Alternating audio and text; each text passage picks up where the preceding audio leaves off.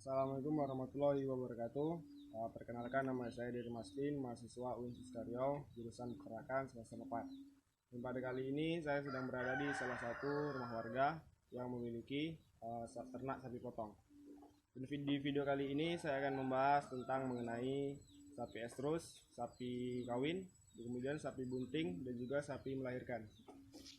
Dan di video ini saya buat guna untuk memenuhi tugas mata kuliah ilmu reproduksi ternak. Estrus atau birahi adalah kondisi di mana ternak betina ingin dikawini. Birahi pada ternak terjadi setelah ternak dewasa. Usia dewasa pada ternak ruminansia bervariasi, tergantung kondisi tubuh dan pakan. Misalnya saja pada sapi dewasa kelamin, yakni sekitar 1,5 sampai 2 tahun, sedangkan dewasa tubuhnya 2 sampai 2,5 tahun. Tanda-tanda sapi betina saat birahi atau estrus. Yang pertama, terlihat vulvanya dengan istilah 3A, abang, aboh, dan angat. Kemudian keluar lendir dari vagina, gelisah atau menaiki sapi lain atau kandang. Kemudian vulva bengkak dan hangat warna kemerahan. Kemudian keluar air mata dan dinaiki pejantan atau sapi lain diam saja. Kemudian ekor sapi sering diangkat ke atas. Selanjutnya adalah masa kawin atau ternak kawin. Pada saat masa estrus berlangsung, sebaiknya sapi segera dikawinkan dengan cara alami atau IB. Kawin alami, yaitu upaya peningkatan populasi ternak sapi yang dilakukan dengan intensifikasi kawin alam melalui distribusi pejantan unggul terseleksi dari bangsa sapi lokal, atau impor dengan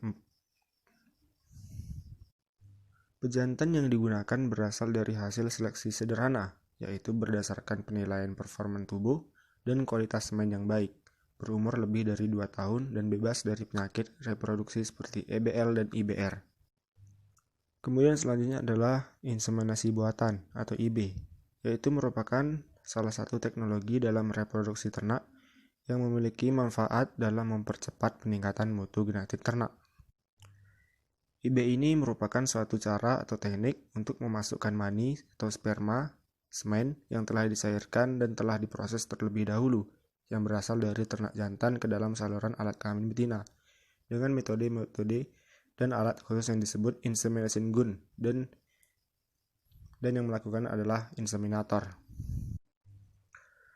Selanjutnya adalah ternak bunting, yaitu adalah keadaan mengandung atau anak dalam perut.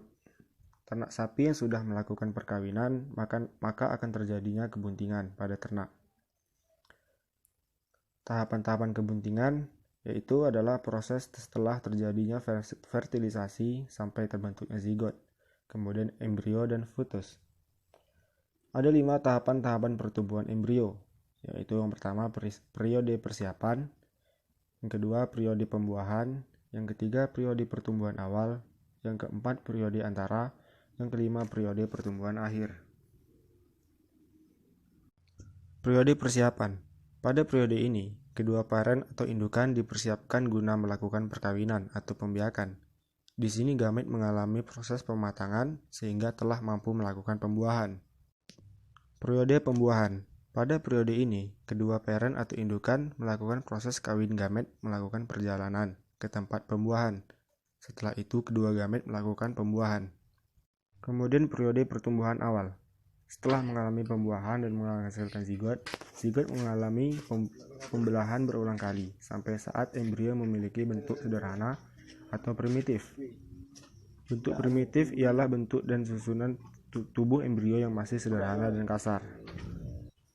Kemudian periode antar. Periode ini disebut tingkah berudu. Hewan yang mengalami ini adalah golongan vertebrata, flesh dan amphibian. Kemudian selanjutnya adalah periode pertumbuhan akhir. Periode ini dimulai dari pertumbuhan penyempurnaan bentuk definitif sampai kelahiran. Pada hewan golong Anura berlangsung singkat. Pada aves berlangsung selama beberapa hari, sedangkan mamalia seperti sapi memiliki periode lebih lama dari Naura dan aves.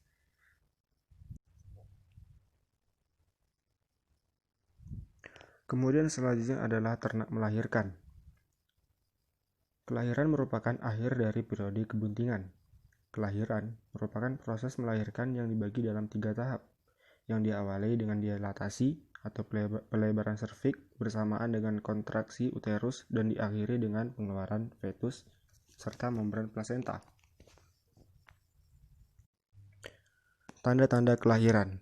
Tanda-tanda akan datangnya suatu kelahiran pada hewan ternak pada umumnya hampir sama dari spesies ke spesies. Tanda-tanda itu misalnya induk hewan gelisah, ligamen pada daerah sekitar panggul dan pangkal ekor merileks, eudema pada vulva, lendir sumbat serviks mencair, kolostrum telah menjadi cair dan mudah dipencet keluar dari puting susu. Namun demikian, saat dan intensitas tanda-tanda yang disebutkan itu dari hewan ke hewan tidak selalu sama. Demikian pula saat dan intensitas tanda-tanda akan datangnya kelahiran pada hewan muda yang baru pertama kali akan beranak dengan induk yang telah kerap kali beranak. Tetapi perbedaan tanda-tanda kelahiran mengakibatkan tanda yang tampak tersebut tidak dapat dipakai sebagai pegangan untuk meramalkan saat datangnya suatu kelahiran dengan tepat. Penanganan kelahiran dan pasca kelahiran, yaitu kelahiran adalah suatu proses yang sangat rumit dan distokia dapat muncul apabila beberapa bagian dari proses tersebut mengalami kegagalan atau menjadi tidak terkoordinasi. Penyebab distokia dibedakan menjadi 2, yakni penyebab dasar dan penyebab langsung. Penyebab langsung distokia pun berbagi menjadi 2, yakni penyebab maternal dan fetus. Aspek material yang dapat mengakibatkan distokia diantaranya kegagalan untuk mengeluarkan fetus akibat gangguan pada rahim, yaitu rahim robek.